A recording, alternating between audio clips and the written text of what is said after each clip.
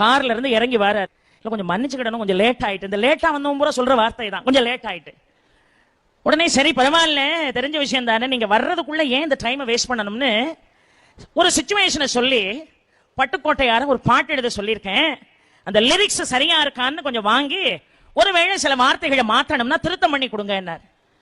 வாங்கி கண்ணதாசன் படிச்சு பார்த்துட்டு பேப்பரை மடக்கி வச்சுட்டு புரட்சி தலைவர்கிட்ட சொன்னாரு, லேட்டா வந்தேன்னு ஒரு 4 அரை அந்த கன்னத்துல அரைஞ்சிருக்கலாம். இப்படி பட்டுக்கோட்டையார் வரிகளை கொடுத்து என்ன அவமானப்படுத்திருக்க வேண்டான்னார். ஏன் தெரியுமா? உள்ள இருந்த பாட்டு என்ன தெரியுமா?